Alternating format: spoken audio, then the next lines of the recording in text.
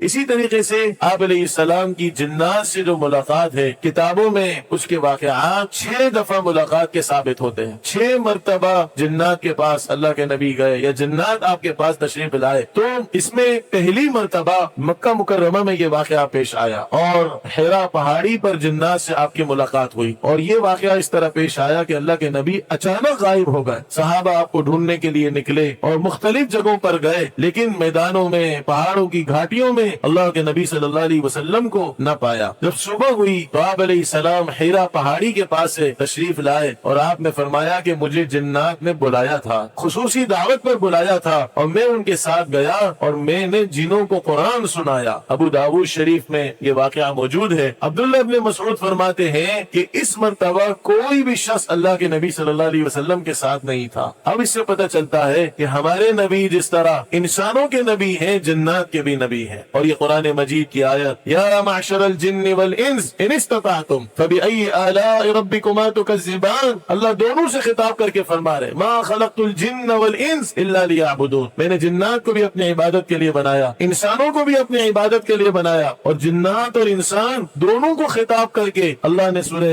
رحمان کے اندر آیتیں اتاری ہیں۔ تو اللہ کے نبی نے باقاعدہ ان کو دعوت دی، اور جنات نے اللہ کے نبی کا جو کلام سنا اور اپنی قوم کو جا کر بتلایا، جس پر سورہ جن کی آیتیں بتلا رہی ہیں۔ تو یہ اللہ کے نبی صلی اللہ علیہ وسلم نے جس طرح دعوت انسانوں کو دی، تو مکہ مکرمہ میں اس طرح حرا پہاڑی پر جا کر جنات نے خصوصی طور پر آپ کو بلایا، آپ گئے، قرآن سنایا، سب مسلمان ہو گئے۔ یہ آپ کا بہت بڑا معجزہ تھا۔ اور دوسری مرتبہ جنات نے آپ علیہ الصلوۃ والسلام کی خدمت میں حجون مقام پر حاضری دی، اور تیسری مرتبہ 2 دفعہ جو حضرت عبداللہ ابن مسعود ساتھ تھے، وہ مکہ مکرمہ کے بلند پہاڑوں پر، جس کا قصہ میں نے عرض کیا۔ اور چوتھی مرتبہ بقیع غرقد میں جنات ایک دفعہ بقیع کے قبرستان میں اللہ کے نبی صلی اللہ علیہ وسلم سے ملاقات ہوئی۔ عبداللہ ابن مسعود فرماتے ہیں مکہ مکرمہ میں ایک دفعہ جب آپ نے فرمایا تھا کون میرے ساتھ چلے گا، اور مدینہ منورہ میں بقیع غرقد میں، ان دونوں دفعہ میں اللہ کے نبی صلی اللہ علیہ وسلم کے ساتھ تھا۔ 5ویں مرتبہ مدینے سے باہر آپ کے ساتھ ایک صحابی تھے عبداللہ ابن زبیر، آپ نے جنات سے ملاقات کی۔ اور 6ٹھی مرتبہ ایک سفر میں جنات آپ کے سامنے حاضر ہو گئے، اور حضرت بلال رضی اللہ عنہ اس وقت اللہ کے نبی صلی اللہ علیہ وسلم کے ساتھ تھے۔